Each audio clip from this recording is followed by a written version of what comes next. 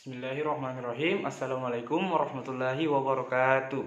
Perkenalkan, nama saya Niamatha dari kelas Manajemen A, jurusan Manajemen, Fakultas Ekonomi dan Bisnis Islam, Universitas Islam Negeri Alauddin Makassar. Video ini dibuat untuk memenuhi tugas final mata kuliah Ekonomi Mikro.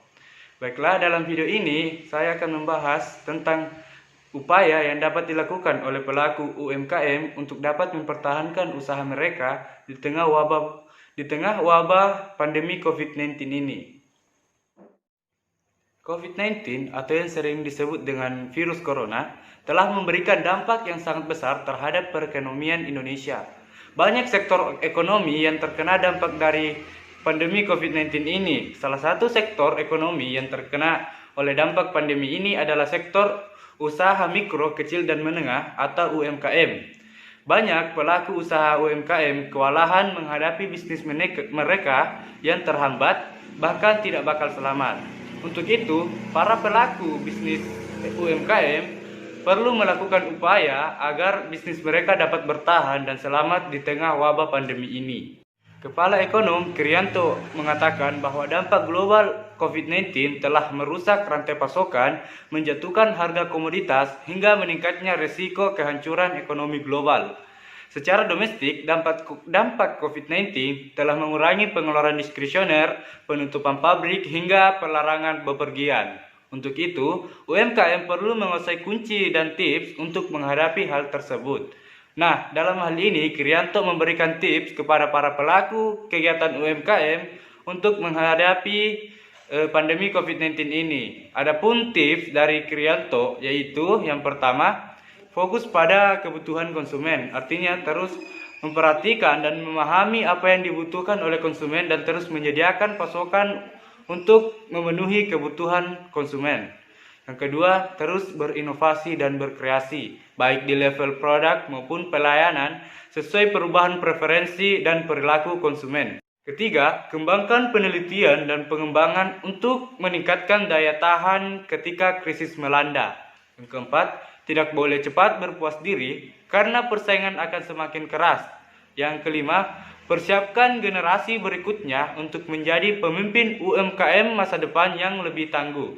Yang keenam, jaga hubungan baik timbal balik dengan vendor, supplier, dan distributor.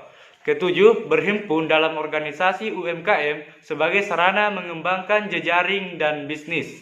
Terakhir, kolaborasi dengan perbankan sebagai mitra strategis untuk pembiayaan, informasi, dan pendampingan pengembangan usaha.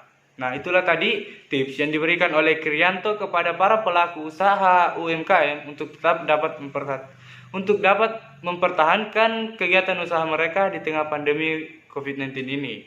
Nah, adapun dari praktisi pemberdayaan ekonomi masyarakat, Sigit Iko Sugondo juga mengatakan UMKM bisa melakukan beberapa cara agar usaha mereka dapat bertahan dan dapat selamat dari wabah pandemi COVID-19 ini.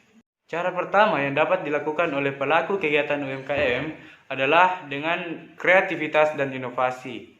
Nah, cara inilah yang akan menjadi kunci dalam menghadapi wabah pandemi COVID-19. UMKM perlu memahami bahwa durasi pandemi COVID-19 tidak dapat diduga secara pasti. Untuk itu, tidak perlu panik dan segera melakukan penyesuaian. Yang kedua, memastikan cash flow terjaga dengan sehat. Arus kas menjadi unsur paling penting dalam bisnis, sehingga pemilik usaha harus mampu mengelola uang tunai secara optimal. Yang ketiga, UMKM harus memahami perubahan perilaku konsumen. Konsumen tidak menghilang, yang terjadi adalah perubahan tempat dan perilaku.